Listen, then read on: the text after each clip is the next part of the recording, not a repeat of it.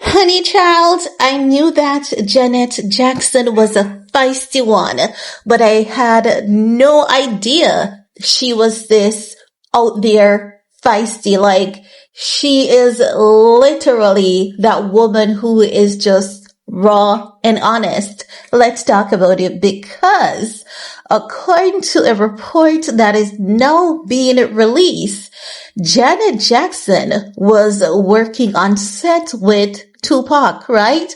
And they had a kissing scene. But Janet is saying, this guy, Tupac Shakur, is so promiscuous. I mean, if he doesn't get tested for AIDS, ain't no way that kissing scene is gonna happen. And I kid you, absolutely not. That's the report that is coming out. And they're saying, according to what is being claimed in a book. This report is coming out from TMZ. So I'm going to tell you all what TMZ is saying. TMZ is saying Tupac Shakur had a promiscuous reputation in the early 1990s. And you guys know that in the 90s, when you hear that someone has HIV, or if someone had a promiscuous lifestyle, people would be really, really cautious, right?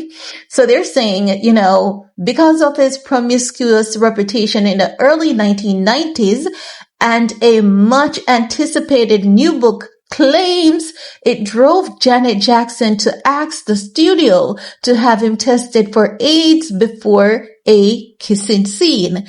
Jeff Pearlman, a noted biographer, has written a new book titled Only God Can Judge Me, The Many Lives of Tupac Shakur. And in it, he touches on Tupac's time filming the 1993 flick Poetic Justice with Janet Jackson. Do you remember that famous scene that Halle and DDG recreated, wherein she was like, do you want to taste my punani? That's the flick, right? So they're saying, according to Pearlman, the two didn't get along much, with Janet a consummate professional on set, while Tupac had a tendency to come and go as he pleased. But Tupac has always said he wanted to do theater in his earlier days, so that's kind of shocking to hear that he would come and go and wasn't professional. Maybe he felt disrespected by Janet. Now, they're saying that days before a kissing scene between Pac and Janet, Pearlman writes Tupac apparently kept talking about overwhelming Jackson with his lips and mouth. And ultimately, Steve Nicolaides, a producer on the movie, was called to her trailer. Nicolaides tells Pearlman, Janet sitting with her then fiancé Renee, Elizondo Jr. expressed concern about Tupac's playboy persona, and he says she told him she didn't want to swap saliva with him until I'm really sure that he's healthy and clean.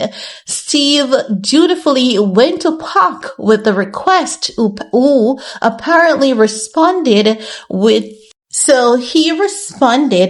a not suitable for work tirade aimed at Jackson before flat out refusing to take the test.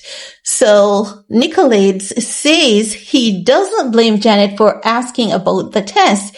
AIDS was still running rampant in the early 1990s, and he admits Pac had garnered a rep. So it wasn't the most unreasonable request. I don't blame her.